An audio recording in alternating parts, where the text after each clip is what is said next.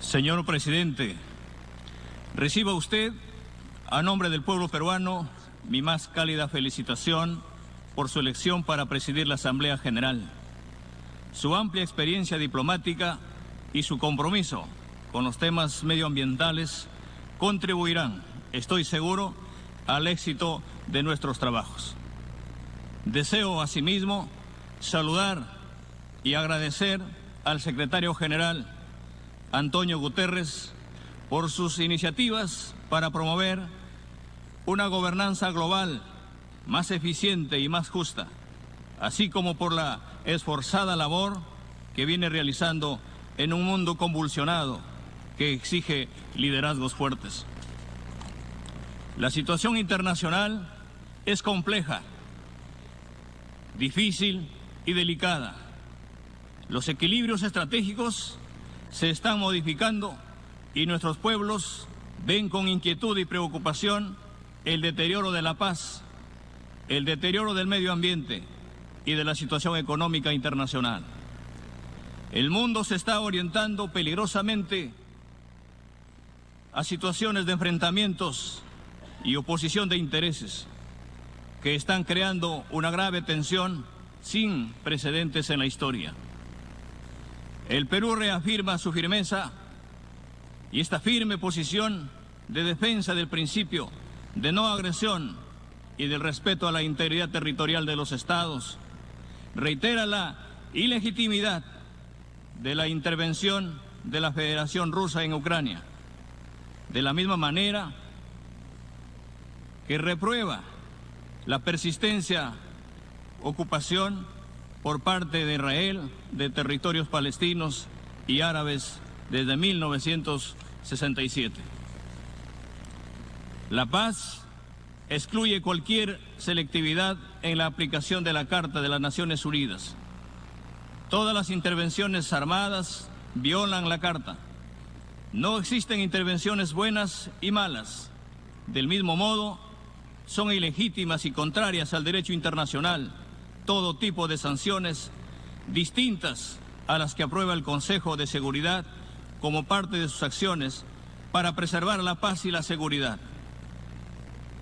Todo otro tipo de sanción unilateral es ilegítima y contraria al derecho internacional, incluidas las sanciones económicas. Producidas las guerras por las agresiones, el deber de la comunidad internacional es trabajar para el cese del fuego y la solución de los conflictos por la vía pacífica, a través de negociaciones diplomáticas.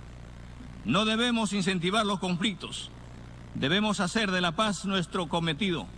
Por ello, el Perú reitera una vez más la necesidad de que se pacte un cese al fuego en Ucrania, que se incremente la protección de la sociedad civil afectada por el conflicto y se inicien negociaciones para encontrar una solución pacífica que comprenda los intereses de todas las partes. Al mismo tiempo, es necesario dar continuidad al acuerdo que permite la exportación de cereales de Ucrania y, como lo ha señalado el secretario general, hacer los arreglos para normalizar las exportaciones rusas de fertilizantes, cuya carencia está agobiando a los agricultores más pobres del mundo en desarrollo. Es indispensable evitar que las sanciones económicas afecten a la seguridad alimentaria. Es finalmente un problema que atañe al respeto del derecho humano a la alimentación. En el caso de la situación de Palestina, en cuyos territorios recrudeció la violencia hace unos meses, es indispensable también que la comunidad internacional asuma de una vez por todas sus responsabilidades y propicie las negociaciones de paz para encontrar una solución basada en el reconocimiento de dos estados, una Palestina independiente y viable y un Israel con fronteras seguras. Solo así podremos tener una paz duradera. El gobierno del Perú abrirá próximamente una representación diplomática en Palestina, en pleno cumplimiento del principio de la universalidad de las relaciones diplomáticas. Señor presidente, en el contexto de inestabilidad y debilitamiento de los consensos y negociaciones diplomáticas para transformar los focos de conflicto en situaciones de construcción de la paz, es indispensable dar un salto hacia adelante para fortalecer y expandir las operaciones de mantenimiento de la paz de las Naciones Unidas. Por disposición de mi gobierno, el Perú ha incrementado prácticamente al doble los efectivos militares en 6 misiones de paz en el mundo, particularmente en el proceso de pacificación y estabilización de la República Centroafricana. Contribuiremos también en el corto plazo con efectivos policiales. Hace solo unos días inauguré en Lima la primera conferencia de América Latina y el Caribe sobre operaciones de mantenimiento de paz, Vivir en Paz. La conferencia ha significado un decisivo impulso para ampliar la participación de América Latina y el Caribe en las operaciones de paz de las Naciones Unidas bajo los principios de consentimiento de las partes, imparcialidad y el no uso de la fuerza, salvo en legítima defensa. Más importante aún, la Conferencia de Lima ha decidido crear la Red Latinoamericana y del Caribe para la cooperación en operaciones de mantenimiento de la paz. El Perú está comprometido en la inmediata ejecución y puesta en funcionamiento de la Red América Latina, que fue decisiva en la creación de las Naciones Unidas. Tiene que, en base a los criterios de solidaridad y acción conjunta, intensificar su aporte a la solución de los conflictos y la paz. Es su tradición histórica. En esa línea, mi gobierno intensificará las consultas para consolidar a Sudamérica como una zona de paz internacional. Pero la paz no se rompe solo con la acción armada, como se señala en el preámbulo de la Constitución de la UNESCO. La guerra nace en la mente de los hombres. Es en la mente de los hombres donde debe erigirse los baluartes de la paz, y construir en la mente de los hombres los valores de la paz es respetar al otro, proteger los derechos humanos, no explotar a los más débiles, promover el diálogo y la solución pacífica de las controversias. Pero sobre todo, como lo hace sistemáticamente las Naciones Unidas, con el permanente apoyo del Perú, es necesario desterrar las ideologías de odio, el racismo, la intolerancia, la xenofobia, el antisemitismo. La paz supone, por el contrario, la conciencia de un destino común de la humanidad. Actuar con responsabilidad para construir ese futuro común implica respetar el principio de no intervención y al mismo tiempo ejercer la solidaridad con los pobres y los débiles, con los desposeídos, con los vulnerables. Actuar con responsabilidad para construir ese futuro común supone respetar los derechos humanos y las libertades fundamentales, los derechos civiles y políticos, los derechos económicos, sociales y culturales, los derechos colectivos de los pueblos, los derechos de las poblaciones indígenas.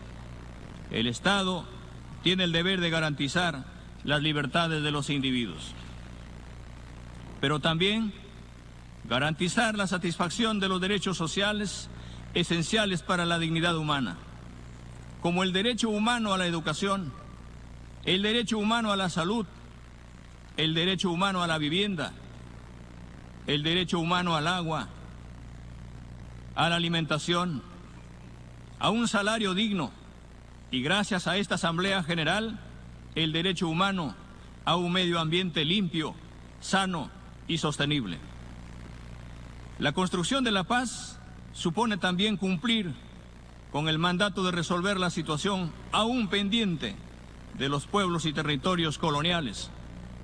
El Perú luchó por su independencia a inicios del siglo XIX en base al principio de la libre determinación de los pueblos. Por eso, su diplomacia, desde 1947, ha respaldado y respalda firmemente el acceso a la independencia y libre determinación de los territorios y los pueblos que están bajo el mandato de las Naciones Unidas para acceder a su independencia. El Perú ha restablecido relaciones diplomáticas con la República Árabe Saharaui Democrática y respalda firmemente su derecho a la autodeterminación. Brindamos nuestro más amplio apoyo a las naciones que debe realizar el representante del secretario general para restablecer el cese del fuego en el Sáhara Occidental y propiciar una solución negociada y pacífica.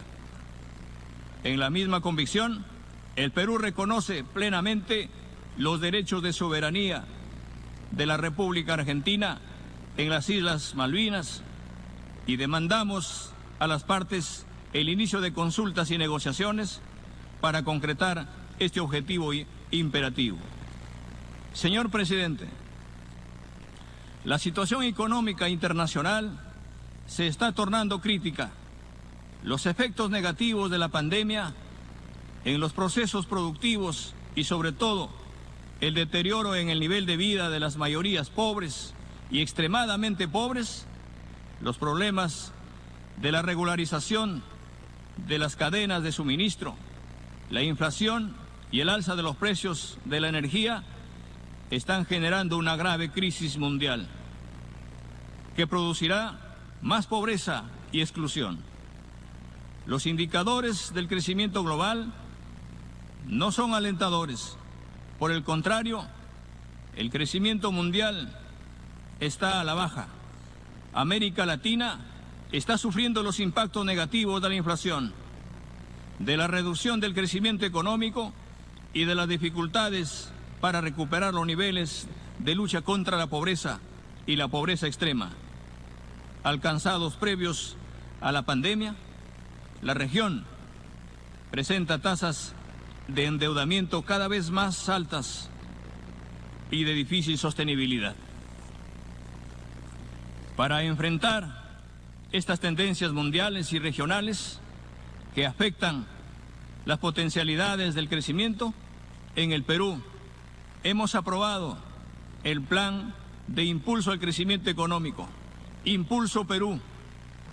Nuestra meta es crecer al 3.3%, en todo caso, por encima de la meta promedio para América Latina.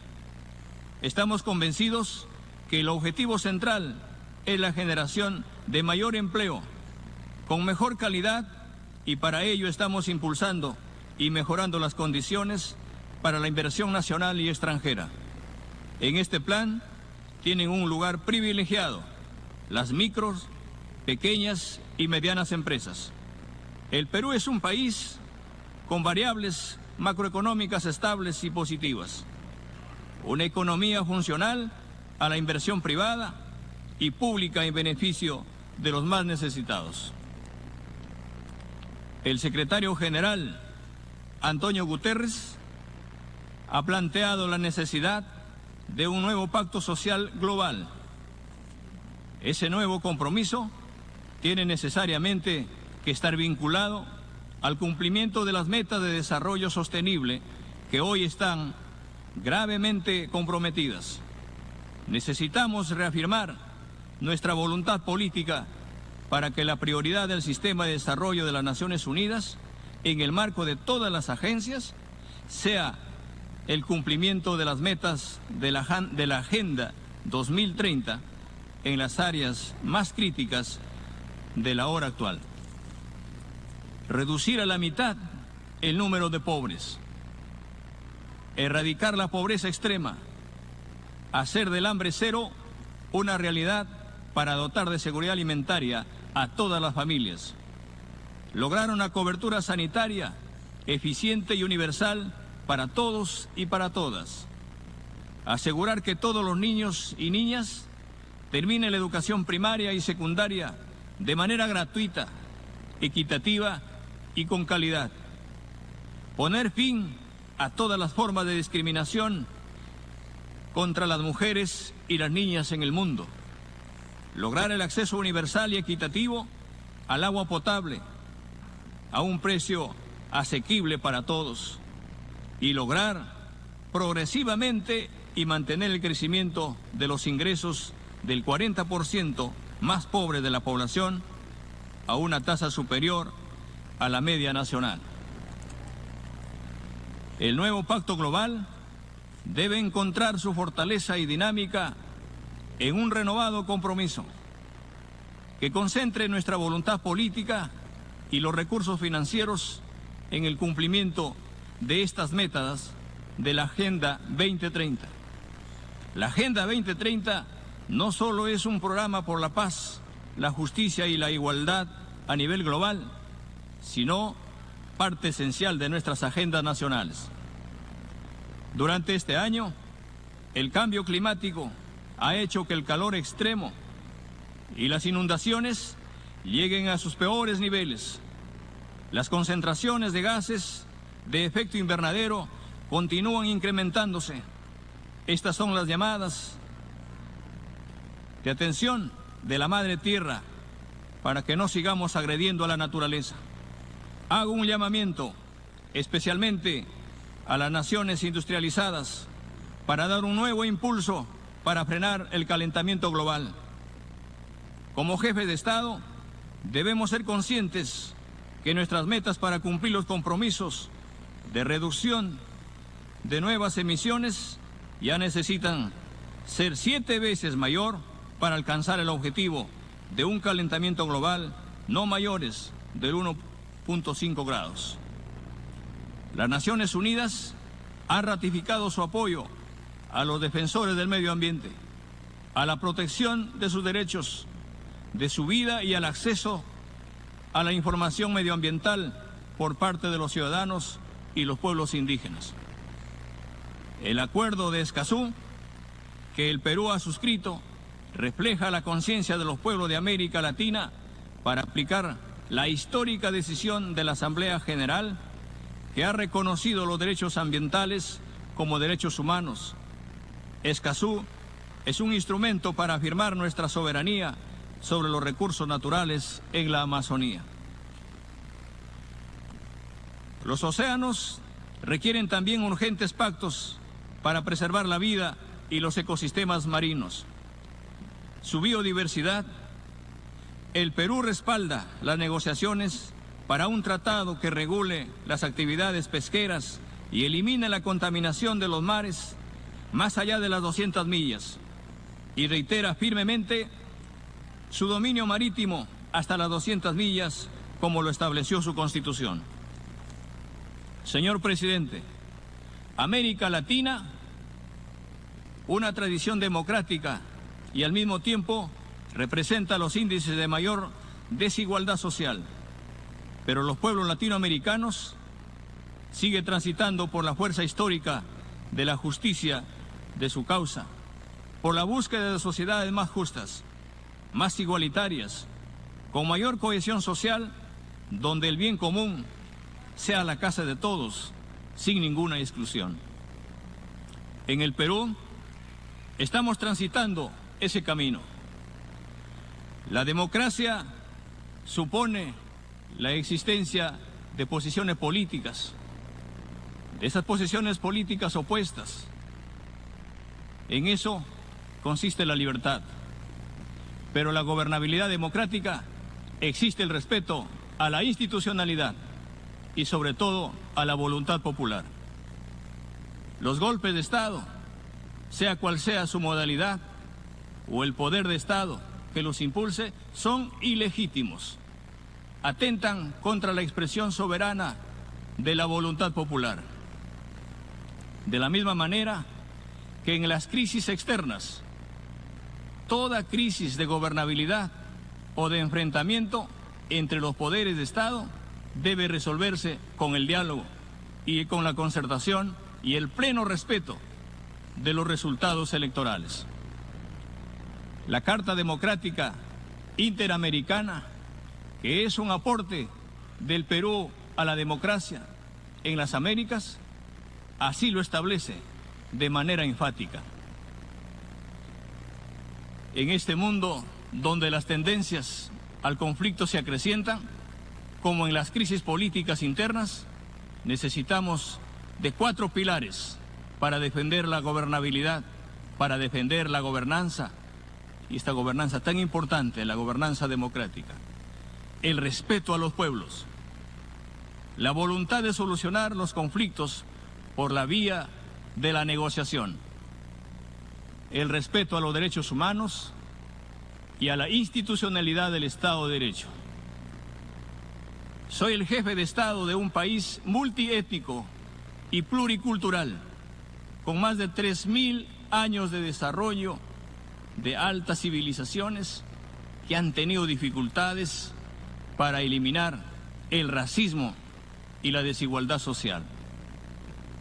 Mi gobierno simboliza las demandas, simboliza las aspiraciones e ilusiones de quienes no han tenido nada o tuvieron muy poco para integrarse a la vida nacional como actores de su propio destino. La agenda de la inclusión social en el Perú es la del nuevo pacto social que las Naciones Unidas desean para todos los pueblos del mundo.